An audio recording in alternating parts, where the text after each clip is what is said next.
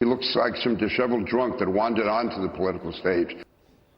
It's not true. I'm completely sober. You're right.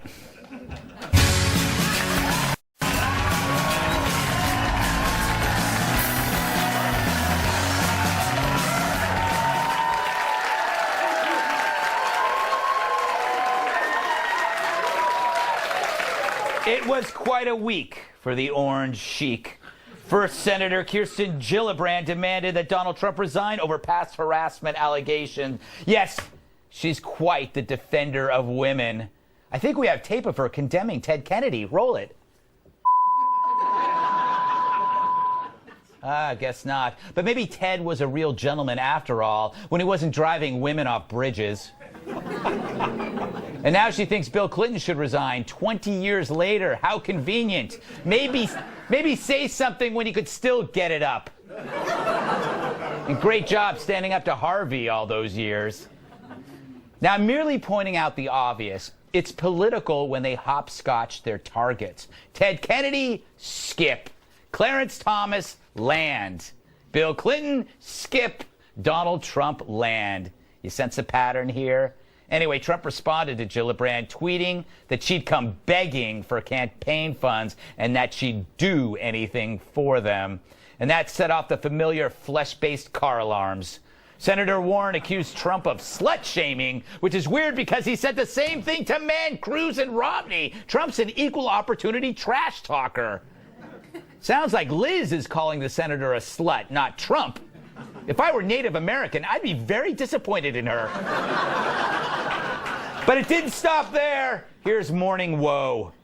Here he is suggesting that Kirsten Gillibrand would do anything. Let's just say it. He's suggesting that Kirsten Gillibrand would have sex with him in order to get campaign contributions. Right. The president actually tweeted that this morning. Let's just say it. Oh, she's such a crusader for women. Well, just some women. Sarah Huckabee Sanders, I feel sorry for you. I've started a hashtag support for Sarah, and get your mind out of the gutter.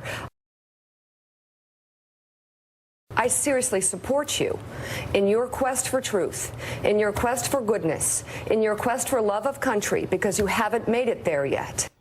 She's so vacuous. I wonder what Sarah's dad has to say. Mika can go pound sand somewhere, as far as I'm concerned.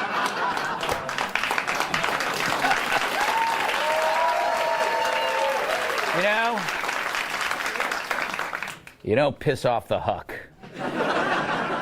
And he really is our nation's Shakespeare.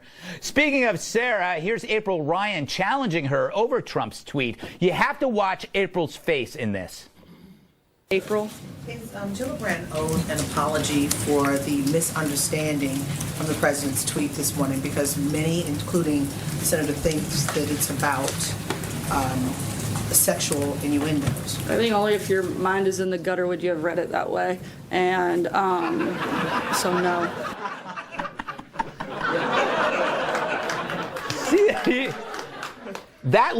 that's the malfunction of confirmation bias. If you already think that Trump's a pig, any deviation will not compute, so you make that face. It's actually pretty amazing what a Trump presidency does to people. Even when there's good news, they still lose their minds. Please don't do this. It really annoys me. You know, I really don't interrupt you. And you do this completely. Listen, I'm so through with your mansplaining, and you're smirking and you're laughing. I'm not in the mood for this today. Make a point. Oh, happy day. I've made my point. Okay, good. Well, this is my point, guys. Hold on, Let her finish. Oh, happy day. Oh, happy day. Get over it. I thought I was the only one who does TV drunk. And as terror struck in New York, CNN was busy checking how many cans of Diet Coke they can fit on a desk. 12 Diet Cokes, right? If we're saying, according to the Times, that he drinks this many, what does this do to the brain and the body every day? So now we're soda shaming. Stay tuned for part 2 when they see how many victims of fake news they can fit into a telecast. That was a nice comment. No applause. Anyway, I don't want it anymore. I don't want it. I don't want your pity clapping. But so what if Donald Trump drinks 12 cans of Diet Coke a day? The people mocking him probably binge watch Grey's Anatomy, which is far worse for your health. 12 cans, it's an achievement. It's a carbonated version of a marathon. And he does it daily. Diet Coke is the nectar of the gods. I don't just drink it, I feed it to my parakeet.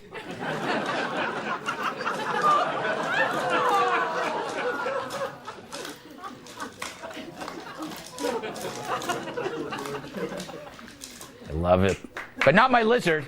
My lizard prefers Sprite.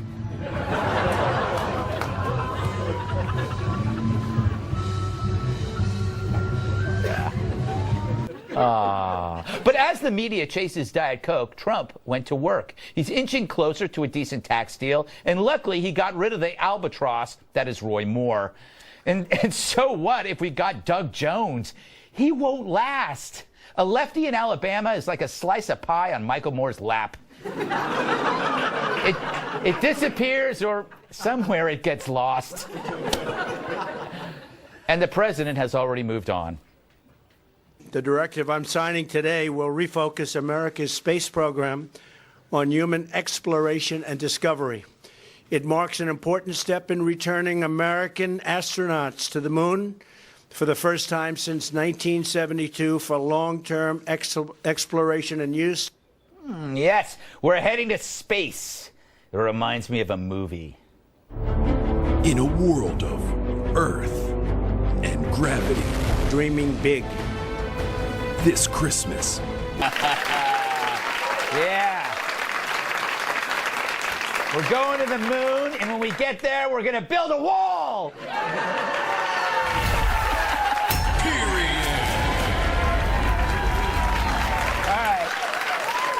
Boo. Let's welcome tonight's guest. Like toddlers in a shopping cart, he leaves them rolling in the aisles. Fox News radio host Tom Shalhoub. He's so sharp you can use him to doodle. Former Utah Congressman and Fox News contributor Jason Chaffetz. Chaffetz. She's quirky, smirky, and she loves her beef jerky. National Review reporter Kat Timpf. And when he jumps rope, the whole world complains. Former bodyguard and my massive sidekick, Tyrus. Hey, Tom, what do you make of the tweets? A lot of people thought that Trump's tweets were sexist towards Gillibrand, but they were the same kind of tweets he did to Mitt Romney and Ted Cruz. It's the perfect tweet, Greg. Why? Because it had the double meaning and get your mind out of the gutter. That was perfect. He did the tweet. He knew what they would make of it. Then they blew up about it. And then Sarah Huckabee Sanders says, get your mind out of the gutter. It's Trump trolling the press as he always does. You know what he is? He's like the road runner. He paints the hole on the ground, and then they run, and then they fall into the hole.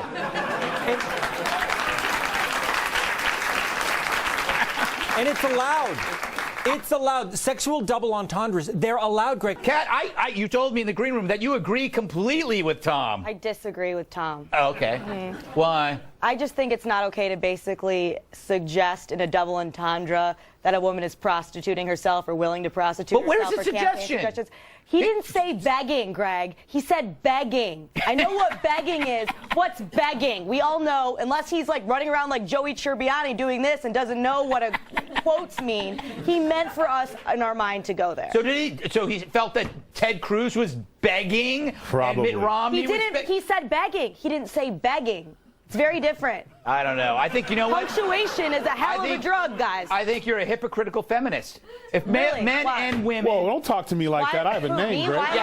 Because, like, all men and women should be treated equal. You can do the study. He said the same thing to both sexes. He didn't put quotes around begging when he talked about the men. That makes it much different. You're still allowed to do it. Yeah. Jason, where do you fall on this? Excellent argument, Tom.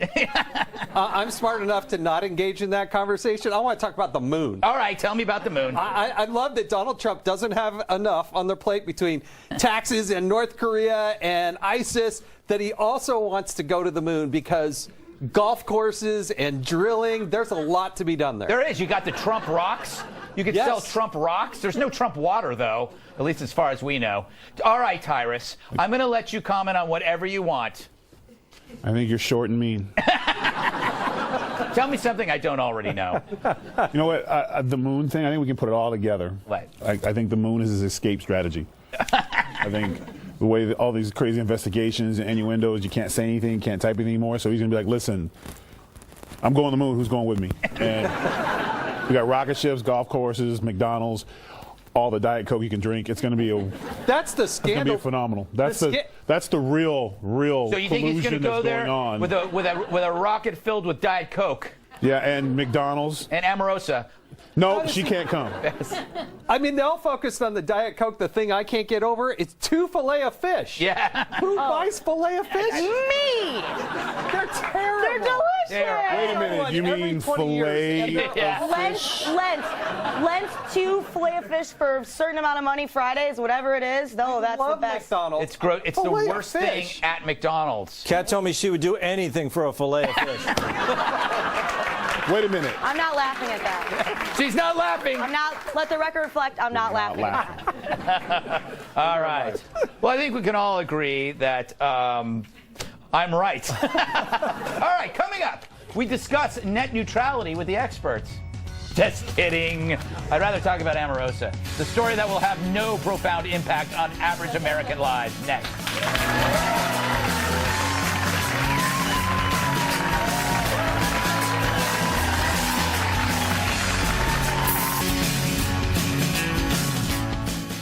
So, what do you want to hear about? The tax plan? Boring.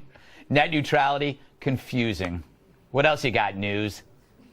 Omarosa, Greg. Omarosa. Excellent.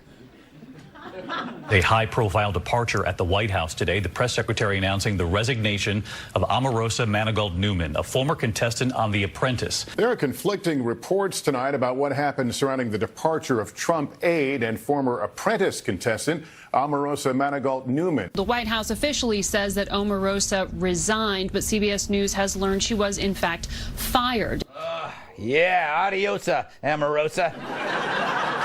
The former Apprentice contestant says she's resigning effective January 20th after having a candid conversation with Chief of Staff John Kelly. In PR lingo, candid usually means you're a bad person and I hate your guts.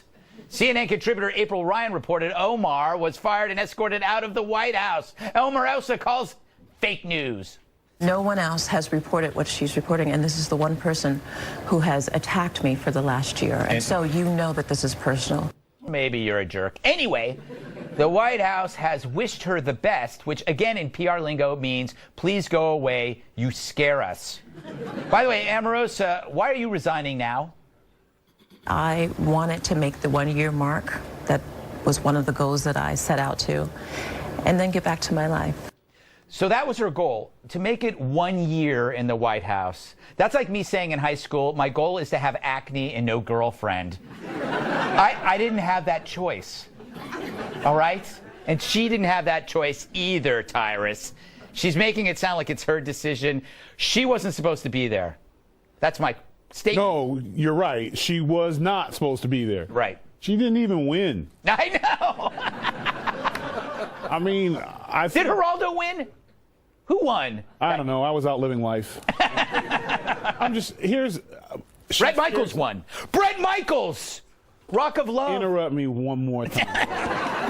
I told y'all earlier, what's it, my mom, cruising for a bruising? Yeah. First guy to the moon. Man. He made fun of my beard, that's why I'm mad. And then he tried to clean it up. He said he doesn't like beards, but there's so many other things about me that take your eyes off the beard. So basically I'm a circus for his eyes. Look at freakish Tyrus. Look at his, he was mean to me.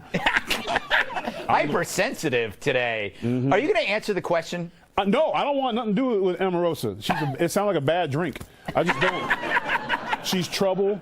She will say anything for attention, and this administration has had enough fake news or bad things said about them. Now you're going to have someone who will say anything for a paycheck. Yeah. Will do anything, and this was one of those things where Trump sometimes lets his heart think of ahead of his brain because she was so loyal and so these things gave her an opportunity, a job she wasn't really even qualified for, which was why she was fired. You don't talk trash to Kelly. That's ridiculous. But she's not going to see it that way. And so my concern is over the next few months, whenever she thinks she can make money off it, the accusations of sexual harassment, it'll be racism, it'll be something to sting and get a headline at the expense of the administration. That's the type of person she is. So beware of her. You know, Tyrus brings up a good decision, a good point. You can applaud. Jason, this loyalty often doesn't lead to the best decisions because you overlook competence and you forgive too easily. That's the only reason why she was there, was that he felt he had to repay her. Yeah, that's a pretty important position. I can't figure out what she did, and I can't figure out how she does math because one year the president was sworn in on January 20th, and we haven't gotten to December 20th, so I don't know how a year adds up, but I would love to see the 4-star general, John Kelly, sitting down with her in this discussion and see, how that went. She is going to stay till January 20th.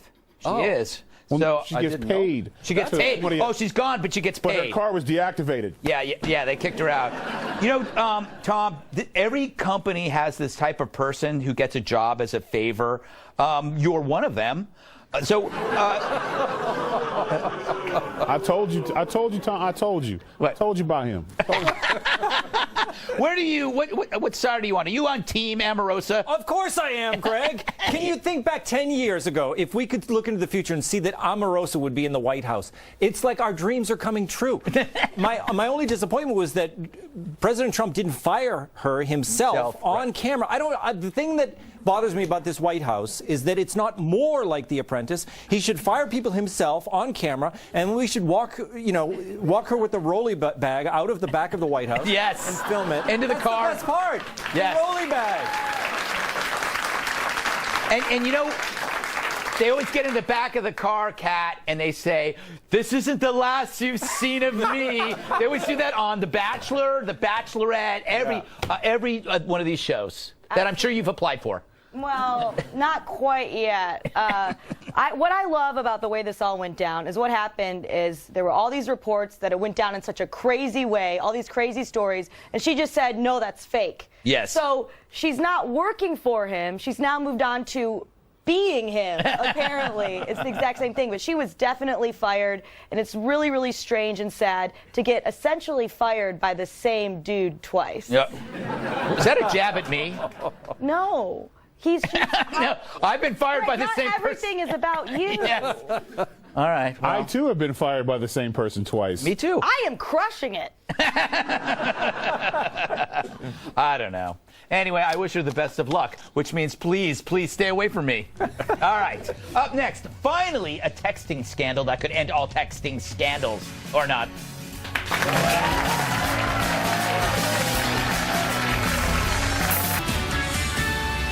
Live from America's news headquarters, I'm Patty Ann Brown. The Trump administration is pushing back against a report that the CDC was banned from using certain words. The Washington Post reported analysts for the Centers for Disease Control were ordered not to use these words in any official documents for the 2019 budget. The words reportedly included diversity, transgender, science-based, and fetus. The Post says the word ban was issued during a meeting Thursday, but the White House is calling that report a complete mischaracterization. And Alabama Senate candidate Roy Moore has a message for supporters. The battle is not over. On Tuesday, Democrat Doug Jones defeated Moore by about 20,000 votes, or 1.5%. But Moore, who faced accusations of molesting teenage girls in the final weeks of the campaign, refuses to concede. In fact, he sent a fundraising email asking for contributions to investigate voter fraud. I'm Patty Ann Brown. Greg Gutfeld continues.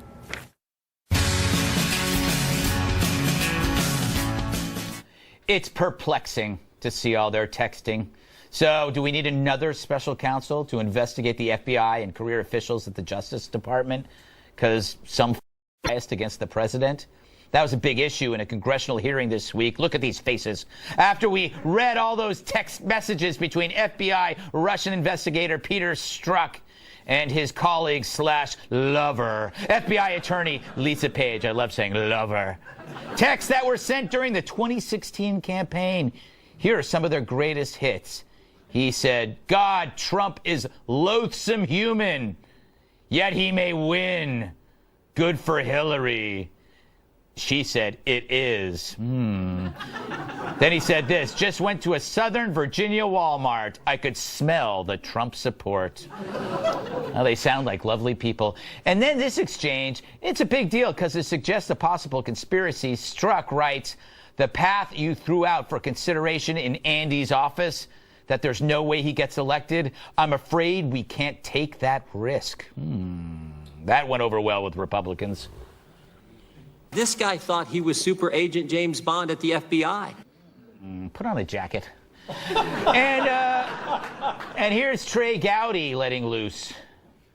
This is who we were told we needed to have an objective, impartial, fair, conflict of interest-free investigation. So he's openly pulling for the candidate he had a role in clearing, and he's openly investigating a candidate that he has bias against.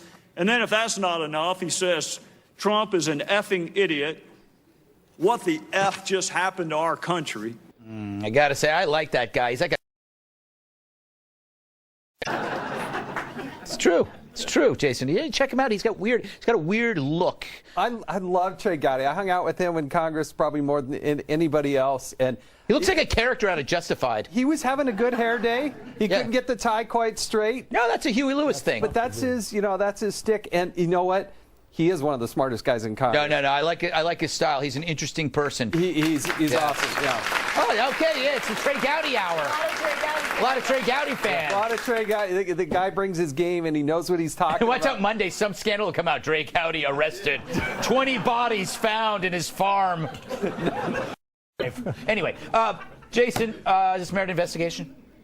It does. By the Inspector General. I wouldn't actually put a second special prosecutor in place. How's the first one working out? I don't know why you'd think you'd do a second one.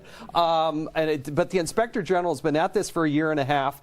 And remember, this person, Peter Strzok, that we're talking about, he's our top FBI official in charge of counterintelligence. 10,000 texts with his paramour. And they're not even like 12 years old. I mean, that's a lot of texts for an actual adult. Which brings me to my theory, Tyrus, that all of these texts are turbocharged by dopamine-infused lust. You know, his heroic comments about stopping Trump, and she's like, go get him. It's like the team, the star-crossed lovers against the world fighting Darth Vader. This is what happens when, I'm too old. But the texting, everybody, when they get there in love, their emails, everything gets very... I agree with you. But thank you. Thank you. What did you just agree to? I have no idea what the hell he just said. You just said that. I agree. You just agreed with him to stop him from talking. It worked. She does it all the time. I agree because... Okay, what is his question? Basically what My he's time saying, is on the clock. Okay, now you're interrupting me. Basically what he was saying is that he was just trying to impress her with a lot of the stuff he was saying. For example, he actually said that he got chills during Hillary Clinton's nomination. Yeah. No, you didn't. What guy would say that if he wasn't trying to get a woman into bed? Exactly. I mean, that's stuff you say to get lucky. Yeah, absolutely. You didn't get chills. Yeah. Even the people I know who voted for Hillary Clinton were kind of like, I guess so. No one was excited. Chris Matthews might have been. Yeah. But we know he's losing it. Tyrus, I'm going to give you one more shot. Thoughts? On what? On the... All right. It's not like you no further questions. All right. This isn't Law and Order. It might as well I'm be. taking away your He's recliner. been on Law and Order. Oh, yeah. God knows playing what. All right, Tom. The real victims are the spouse who has to listen to everyone read the husband's texts about some other woman. They're the most boring lovers I've ever seen. Where's the sexy talk? Yeah. Where's the, come over and I'll stroke your leg or anything like that? Give me something. Yeah, it's true. But you know what? That's the point. They were trying to keep it in this kind of like romantic political intrigue. They can still be objective, Greg. All they said was the president was loathsome and horrible, and it was Armageddon if he made it into office. Come on, they can be objective after that. Yes, it's true. All right, I'm just going to say one thing to you, Tyrus. I feel bad that they're reading the text because all of us have texts about our coworkers, right? Yeah. Oh, yeah. And they're not good. You see the stuff I have on Ed Henry and Kilmeade. There's a lot of fan fiction, actually, involving both of them and Actually, Woodland Creature. We could do a great TV show where we could do, like, read texts between friends about coworkers. It'd be phenomenal. Everybody be fired. Everybody in this audience be fired. So I think they could be unbiased anyway, because I do think I think you're just venting. This is the new shrink. But I also think it's irrelevant. Yeah. I mean, as far as the investigation stuff goes, they're out of it. He's not part of it. I mean, if Trump didn't do anything, he said he didn't. We don't need this. This doesn't matter. This is not the hill I want to die on. Whether he said some bad stuff about him, I just don't. This is the way. This is the revenge to get back at him for the collusion crap, right? Well, listen, I mean, I don't even need. You don't need an extramarital affair. I would get fired for my regular old texts to my wife. Yes, that's true. That's true. Yeah, the ones that you didn't kill. I joke that Tom looks like a serial killer. And stare at him long enough, the translucent skin. I mean, look at that. That's the last face you see. If you see that face, chances are you're about to die.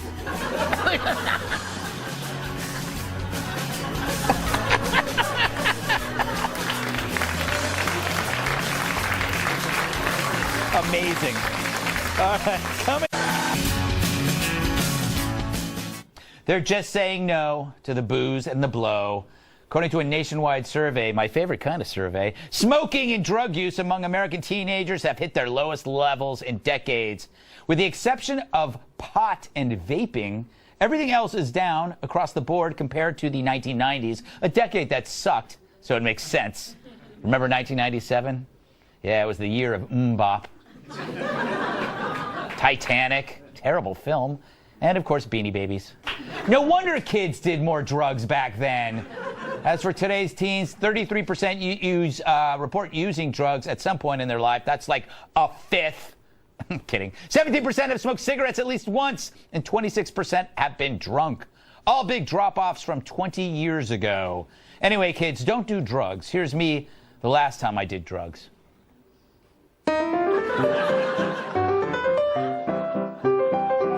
Not that I thought I was a dog. It's not I could play so well. I've never touched a piano in my life. Thank you, Acid. Hey, Kat. Yes. I believe that this whole thing comes down to who got there first. Like, drugs are a fact of life, but booze got there first. And so we did the civilization said, we could only handle one thing. So let's just make it alcohol and then ban everything else. I think it's unfair to drugs. Yeah, it is unfair to drugs, although I personally don't smoke pot because I can have a panic attack all on my own. I think, by the way, is also very dangerous. How so? Emotionally. Oh, really? I'm trying to quit, and it's really hard. I decided I want to exercise for endorphins instead of, like, vaping for them like some kind of robot Neanderthal, and it's been a lot harder than I thought. Well, you know what? Yeah, I think vaping is going to save millions of lives by getting them to stop smoking cigarettes, but that's just me. And send me more vaping products. Okay, Tom. But a lot of people are vaping pot, which I think is strange. I think it is. I'm more old-fashioned, Greg. Really? Yeah. Back in my day, you had that like wizard bong, it was always like a wizard or a or a unicorn, something of that genre. Don't soil the unicorn. I don't smoke pot, Greg. I do not. No. What do you do anyway? Do you do anything? I don't do any. I do drink whiskey, Greg. You drink a single glass of whiskey before you go to bed, don't you? You're right. How did you know that? Called it. Yes. And of course, you drink the blood of your victims. Which is why he looks so strange.